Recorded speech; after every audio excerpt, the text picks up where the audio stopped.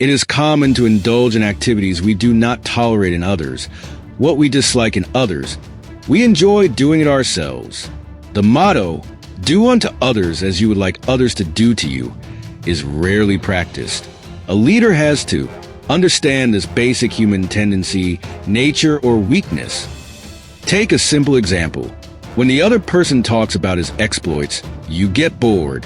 You say that he is blowing his own trumpet. But don't. You want to talk about your exploits?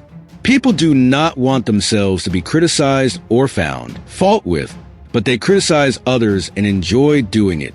The general rule is that no one wants to be blamed, criticized, or found fault with. If you criticize or blame them, they go out of the way to defend themselves. The greater your argument, the stronger your evidence, the more adamant they prove to be. If you want to be a leader, try and behave the other way and see what happens. Suppose someone blames you for something and you are to agree with him. What happens then? You will find that the wind has been taken out of his sails. Your agreeing with him will bowl him over completely. He would have come prepared for a real showdown and a tough fight. But you have taken him by surprise. Your ready agreement will completely disarm him. He may even get confused and start doubting his conclusions. You do not defend yourself as he was expecting you to do. You are not even offering any excuses. You admit that you are in the wrong.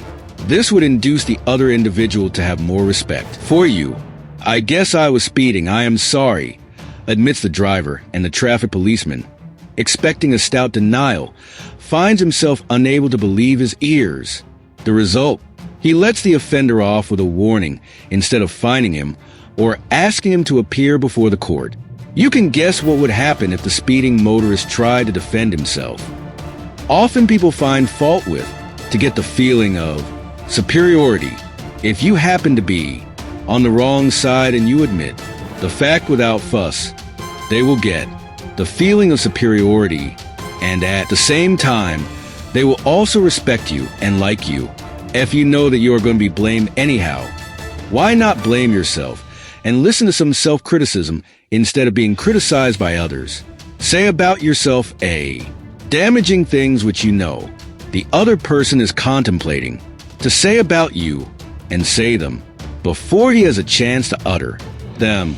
You will find that the approach takes the force out of his argument. In 99 cases out of 100, you will find that the other person, instead of criticizing you, takes a généreuse attitude. He will forgive you for your mistake, and instead of exaggerating it, he will belittle it.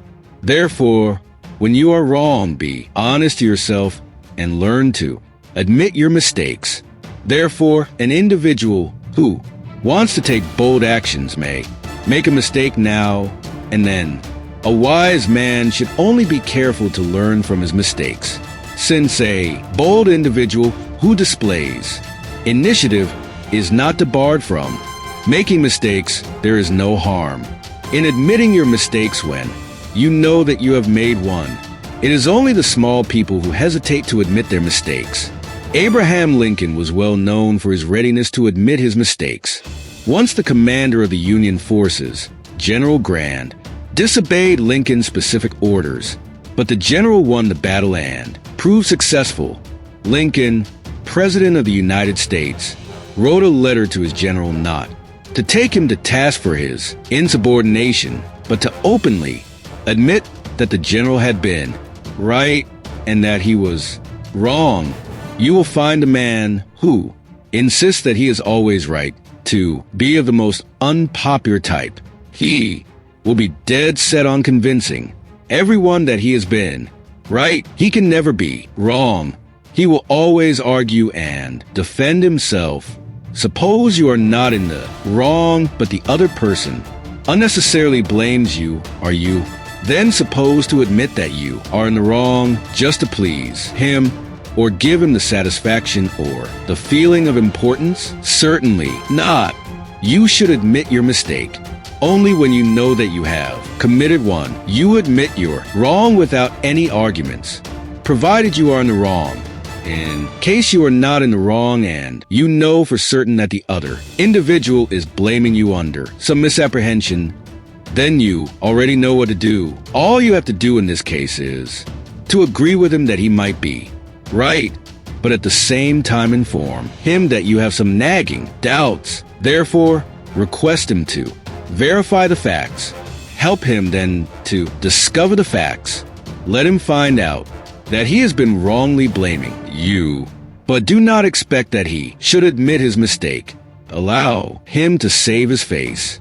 If the other person is in the wrong, do not take it upon yourself to prove that he is in the wrong. Let him discover the fact himself. But when you are in the wrong, make no bones about it. Just admit that fact straight away. While practicing this technique, you must bear in mind not to belittle yourself unnecessarily. Just like admitting mistakes, you should also learn to laugh at yourself, to take a joke on yourself, and to laugh it off in good humor. When you laugh at yourself once in a while, you will be putting others at ease. It will show that you are not trying to be perfect. It will make you appear human and normal in the eyes of others. You should never attempt to be aloof. You should not stand on a high pedestal. You should not consider yourself to be above blame. On the other hand, you should get off your high horse. You must be one among the many. You should move freely with your friends. You should be human, and you should be warm and normal. You should not claim to be a know-all. To become a leader, therefore, is to study human nature, learn what people want the most, observe what everybody wants. Try to be different. Do not be one among the many. Be different, but do not show it to others. Learn to play the reverse role. When you want to feel important, just give importance to others. When you want to get something, start offering something else first. It is not what the other person can do for you, but what you can do for him that binds him to you. Never criticize the other individual. Never try to find fault. But when you are in the wrong, do not wait for someone else to point it out. Be the first one to admit it and see how the magic works. You will find, instead of yourself, the other person arguing your case, you will find the result to be magical, and your leadership will prove to be successful.